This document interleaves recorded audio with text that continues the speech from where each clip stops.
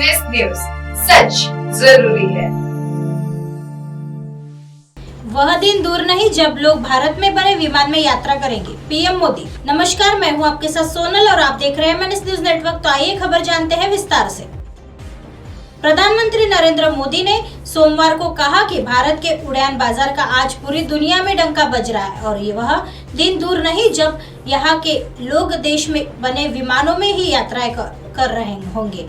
मोदी ने कर्नाटक के शिवमोगा में नए हवाई अड्डे का उद्घाटन करने के बाद आयोजित सभा में कांग्रेस के नेतृत्व वाली पिछली सरकारों द्वारा देश के विमानन सेवा क्षेत्रों को कुछ महानगरों तक ही सीमित रखने का आरोप लगाया और कहा कि उनकी सरकार ने अब स्थिति बदल दी है। आज हवाई अड्डों की संख्या 9 वर्ष में दोगुनी हो चुकी है तथा आम आदमी भी सस्ती उड़ानों का फायदा उठा रहा है। प्रधानमंत्री ने एयर इंडिया द्वारा बोइंग और एयरबस से सैकड़ों की संख्या में नए विमान खरीदे जाने के सौदे का जिक्र करते हुए कहा कि भारत के उड़ान बाजार का डंका पूरी दुनिया में बज रहा है। उन्होंने कांग्रेस के नेतृत्व वाली पिछली सरकारों की तीखी आलोचना करते हुए कहा उसने हवाई संपर्कों को केवल कुछ बड़े शहरों तक सीमित रखा था और सरकारी नियंत्रण वाली एयर इंडिया और ऐसी अन्य नकारात्मक बातों के लिए ही चर्चा में रहती थी। उन्होंने कहा कि कांग्रेस के राज्य में एयर इंडिया की चर्चा केवल नकारात्मक बातों के लिए होती थी।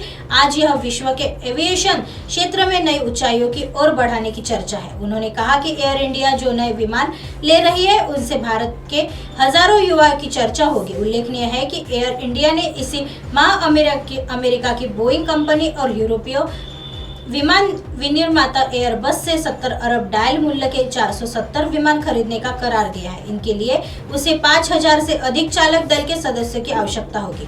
प्रधानमंत्री मोदी जी ने कहा कि भले आज ये विमान विदेशों से खरीदे जा रहे हैं पर वह दिन दूर नहीं जब भारत के नागरिक मेड इन इंडिया विमान में यात्रा कर रहे होंगे।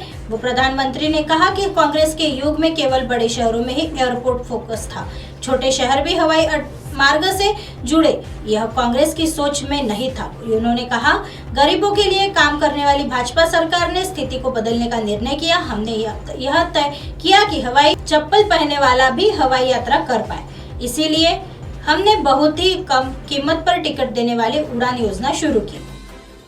आइए बढ़ते हैं अगली खबर की तरफ। उमेश पाल की हत्या पर बोली मायावती, दोषी साबित होते ही अतीक अहमद की पत्नी को बीएसपी से निकाल देंगे। बहुजन समाज पार्टी बसपा अध्यक्ष मायावती ने कहा कि प्रयागराज में राजूपाल हत्याकांड के गवाह और उसके एक सुरक्षा कर्मी की हत्या के मामले में सूत्रधार बताए जा रहे पूर्व सांसद अतीक अहमद की पत्नी को जांच में दोषी साबित होते ही बसपा से निष्कासित किया दिया जाएगा। अहमद की पत्नी शाइस्ता परवीन इस वक्त बसपा में है। राजूपाल हत्याकांड के अहम गवाह उमेश पाल और उसके सुरक्षा कर्मी की हत्या के मामले में परवीन के खिलाफ मामला दर्ज किया गया है। मामले में अतीक अहमद उसके 2 बेटों भी अभियुक्त है। मायावती ने सोमवार को सिलसिलेवार ट्वीट कर कहा, प्रयागराज में राजूपाल की वर्षों पहले हुई हत्या के मामले में अहम गवाह अधिवक्ता उमेश पाल और उनके सुरक्षा कर्मी की हत्या के आरोप में अतीक अहमद के बेटे एवं उनकी पत्नी के विरुद्ध प्राथमिकी दर्ज किए जाने की भी सूचना प्रकाशित हुई है। बसपा ने इसका गंभीरता से संज्ञान लेते हुए यह निर्णय लिया है कि इस मामले में जारी जांच में इनके दोषी साबित होने पर अतीक अहमद की पत्नी शाइस्ता परवीन को पार्टी से जरूर निष्कासित कर दिया जाएगा। वर्ष 2005 में बसपा के तत्कालीन विधायक राजूपाल की हत्या के मामले में अहम गवाह रहे उमेश पाल और उसके सुरक्षा कर्मी की पिछली 24 फरवरी को प्रयागराज में दिन दहाड़े बम और गोली मारकर हत्या कर दी थी। माफिया राजनेता अतीक अहमद राजूपाल हत्याकांड का मुख्य अभियुक्त है और वह इस वक्त गुजरात की एक जेल में बंद है। पाल की पत्नी जया की शिकायत पर प्रयागराज के धुमनगंज थाने में अतीक अहमद, उसके भाई अशरफ, पत्नी शाइस्ता, उसके 2 बेटों तथा साथियों गुड्डू और गुलाम तथा 9 अन्य के खिलाफ हत्या समेत कई गंभीर आरोपों में मामला दर्ज किया गया है। बहुजन समाज पार्टी बसपा की सुप्रीमो मायावती ने सोमवार को राजूपाल हत्याकांड के मुख्य गवाह उमेश पाल की हत्या के बाद कहा कि बीएसपी ने इसका गंभीरता से संज्ञान लेते हुए यह निर्णय लिया है कि इस मामले में चल रही जांच में इनके दोषी साबित होते ही फिर श्रीमती शाइस्ता परवीन पत्नी अतीक अहमद को पार्टी से जरूर अलग कर दिया जाएगा। आइए बढ़ते हैं अगली खबर की तरफ। नारी शक्ति पर फोकस के साथ G20 की W20 बैठक शुरू। G20 देशों की 150 महिला प्रतिनिधियों की महिला 20 बैठक की 2 दिवसीय इंस्पेक्शन मीटिंग सोमवार को यहाँ शुरू हुई। इसमें जीवन के सभी पहलुओं से में नारी शक्ति को दिशा देने पर ध्यान दिया गया। अधिकारियों ने यह जानकारी दी। W20 चर्चाओं में 5 मुख्य विषयों जमीनी स्तर पर महिला नेतृत्व, महिला उद्यमिता, लैंगिक डिजिटल विभाजन को पाटना, जलवायु परिवर्तन में परिवर्तन, निर्माता के रूप में महिलाएं और लड़कियां, G20 की भारत की अध्यक्षता के दौरान सम्मेलन में शिक्षा और कौशल विकास के माध्यम से रास्ते बनाना।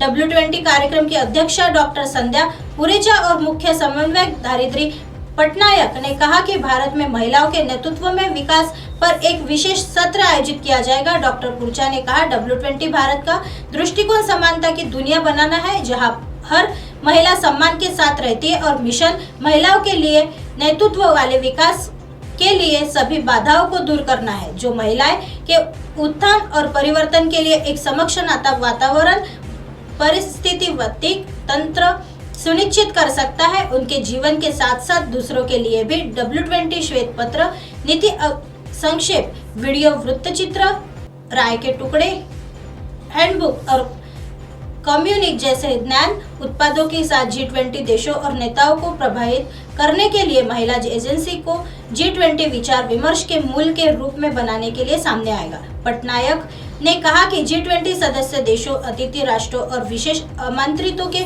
लगभग 150 प्रतिनिधि विचार विमर्श में भाग ले रहे हैं और महिला उद्यमियों के साथ सक्रिय जुड़ाव, लैंगिक समानता को आगे बढ़ाने के लिए नीतियों के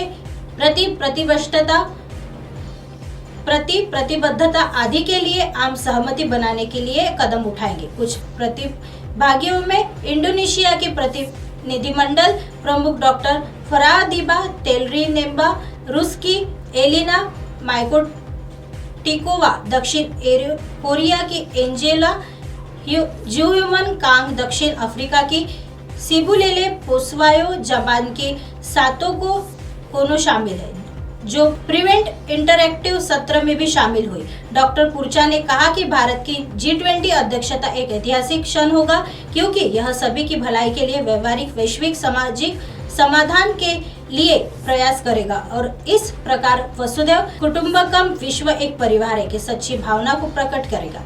W20 मीट की पूर्व संध्या पर अजंता एलोरा गुफाओं के इस प्रसिद्ध वैश्विक पर्यटन स्थल में रविवार को शहर में एक जन भागीदारी कार्यक्रम में विभिन्न क्षेत्रों की 1000 से अधिक महिलाएं शामिल हुई।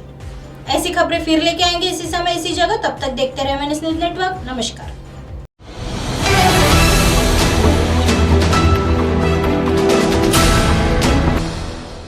ये है MNS न्यूज नेटवर्क और आप देख रहे हैं MNS न्यूज।